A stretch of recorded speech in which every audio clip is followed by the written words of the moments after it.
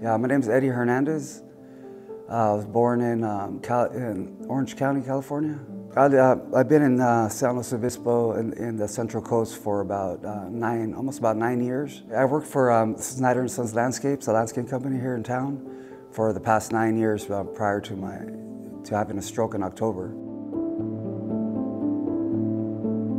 Well, yeah, I was working on a Friday morning, and I just started getting a headache, a mass headache, like a really mass headache, like the worst you could imagine. And we were working down on Monterey Street here, and I asked my friend, I go, dude, I don't think I'm gonna make it. You know, I feel like I'm gonna die right now, because I was like drenched in sweat, yeah, the mass headache, so can you take me to the hospital? And luckily we were right by French, we didn't have to travel that far to get to a hospital.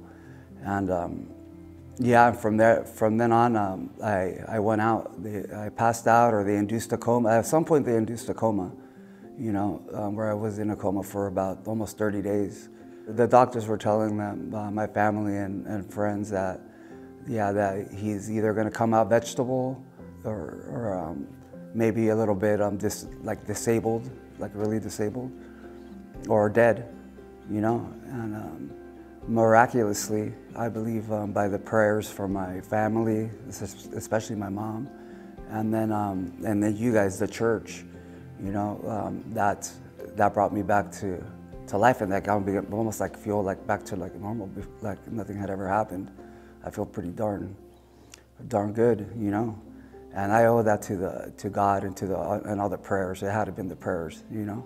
Otherwise, without the prayers, I probably would have been dead. I think I would have died.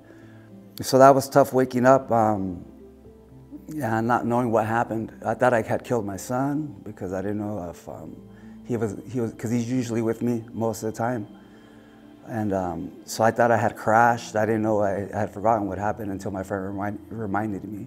He's like, you don't remember what happened? I'm like, no. The headache you had, then it started coming back to me, and then yeah, slowly I came back to life. Oh man, my struggles have been a lot of addiction issues, you know, alcohol, drugs, and that's what led to my stroke, was actually my drug abuse. I started going to the Alano Club soon, right after I came out of the hospital. When I got back into town, it's where they have meetings, you know, AA meetings, and that's so I can get sober, you know, you find a sponsor, you get sober like that, and you know. So I've been going to several meetings a day, and talking to a lot of people, making new friends, and which help you. They teach you about you know, how to stay sober, you know. I'm excited about getting my life going, and seeing what's going to happen next, and you know, just raising my kids, you know. That's what I'm excited about the most, actually. That's my main goal, is for my children to look at me, and for them to look up to me, and just to be a better person in general, you know, without the drugs and without the alcohol, because that's, yeah, that'll keep you down, that'll take you out.